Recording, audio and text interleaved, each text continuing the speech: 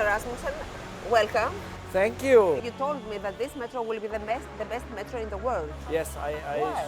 I surely believe that. I mean, who else has a museum in the backyard of the metro? A couple of places do, but this is just bigger and more important than anything else we've ever seen. But let's turn to the metro itself. The advantage of the driverless metro is not only that you can sit in the front seat and that you can drive it yourself. It is also that you can have a much higher speed. So there will be literally no waiting time in this metro. When we have all the trains delivered, and there will be 18 of them, then the waiting time will nominally be 2.5 minutes. Imagine you're going to a platform and you wait 2.5 minutes. That is not waiting. That is just getting there, looking around, and you have the next train coming. So I think this metro is delivering on all the unpleasant things about metros. What don't we like about metros? We don't like going under earth because it's dark. Well, we will see the stations. They are beautiful. They are perfectly designed. Everybody can be just in admiration in front of the work that has flown into this. The materials are fantastic. You will have granite, you will have marble. Were they expensive, the materials? Yes, of course they were expensive. Because you paid for them. They were not expensive. We are happy to invest in quality, always. Today, if you go to the metro in London, you will find that on some of the lines you are squeezed in like this. I mean, a normal person can hardly stand up. Why? Because these metros were designed 150, 180 years ago. And once you have them, well, these are the dimensions. You cannot just go back and then make them bigger. So what we build now has to be future-proof. User-friendly. User-friendly, yes, exactly. Okay. You want it to be safe. Well, it is safe, as I just said. 100% safe. There's nothing like 100% safe, but this is one of the very safest means of transport in the world, drivers or no drivers. Compared to the level of accidents on roads and trains and so on, this is a lot safer than any of that. If you would see the control center, it looks like NASA. It looks like the James Bond room, the situation room in a James Bond movie. I mean, it's full with cameras, with lots of people sitting there and checking live with high-resolution cameras and a lot of other parameters flowing in. So that's why I'm confident in saying that this system is a lot better monitored than anything else we have in any other means of transport.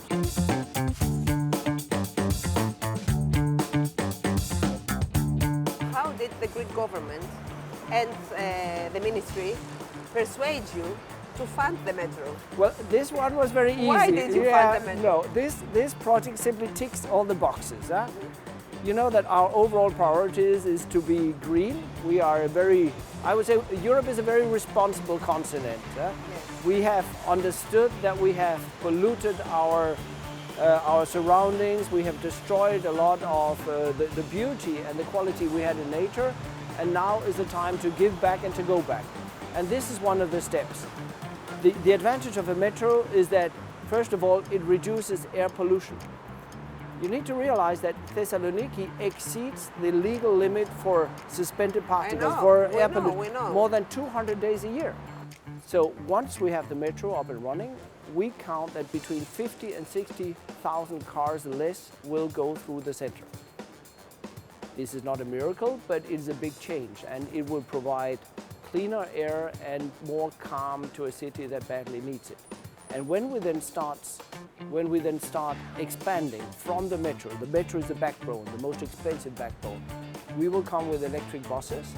They are decided, so they will follow, and they will be. So this is the next funding. This is the next, and it is, as I said, it's already decided. How many?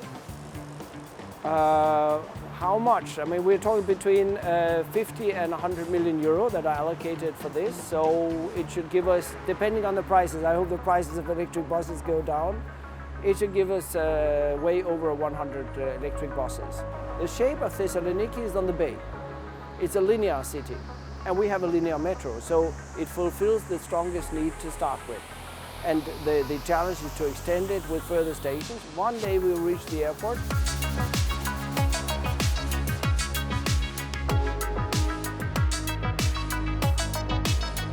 Because you know, it's a city that is developing very quickly. Yeah. And many people say that it should start with the airport and then continue in the center of the city, or west. When we build metros, they are terribly invasive. They are destroying the cities. They are digging up the city. I mean, I spent a lot of time in Athens. Half of Athens is dug up for Metro Line 4. Metro Line 4 will also be driverless. So Attica will follow Thessaloniki. I mean, Thessaloniki is showing the way. You know, the citizens of Thessaloniki suffered for many years, about 30, from the metro. Yeah. So they are very suspicious. Yeah. And I was wondering if it will be worth the trouble. There has been a lot of suffering, and economic suffering, and also nuisance from dust and noise, and it has been very unpleasant. I think it was worth the while. I know it was worth the while. For me, the Thessaloniki metro is like the story of the ugly duckling. But then when it grows up, it turns out that it's actually not a duck, it's a swan. So it's a beautiful swan. So for me, you will see that the Thessaloniki metro, which is today ridiculed, pointed fingers at and so on, just wait December, wait for people to come down to the metro and to test it, and I'm sure that opinions will change.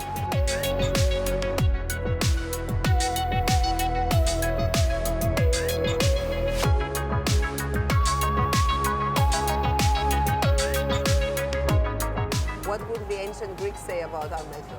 If they knew. If they knew. I think they would say, thank you very much. They have finally reached our level of civilization and sophistication. Look, these are sewers, I imagine, or for water flow. Huh? Yeah. We are still building sewers and water systems around Greece today. In Greece, we have a huge dispute about the money, all the money getting to Athens. Yeah. I don't know if the trend now in Europe is about regional funding. Well, it's in the genes, it's in the very building of ESPA that it is regional. And if we look at the figures, 1.6 billion go to Attica, and the rest does not go to Attica. It's not entirely true, but if I calculate per capita, citizens in Attica get less support than citizens elsewhere in Greece. So is Greece now the success story for Europe or not?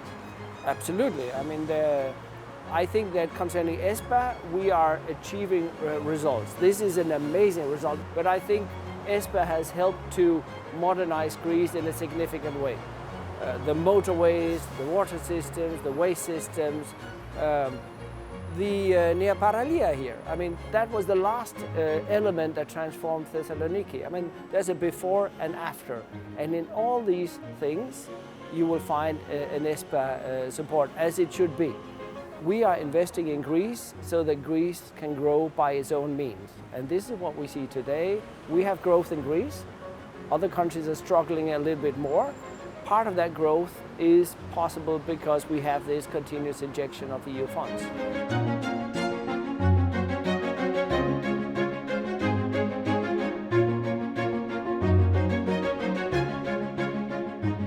There will be a before and after this metro. My reference is Copenhagen.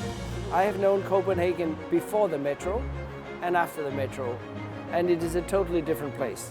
It's a different place for the people who live there every day, and it's a different place for me as a tourist. One of the very strategic elements here is that the metro will connect to the railway station, and that means that you will have then access to the big world once we fix a couple of problems with Greek rail. Rail stations are the same as the metro. They should be livable areas, they should not be run-down entities, so we are certainly committed to investing in railway stations. Railway stations in Paris today are a mixture of shopping centres and commuting areas. In London it's the same. That's how we want it to be. Okay. So I thank you very much, You're welcome. Rásmusεν, for your visit here and for all the nice, interesting things. It's a pleasure, and on the 30th of November, have fun. There will be a party. Thank you so much.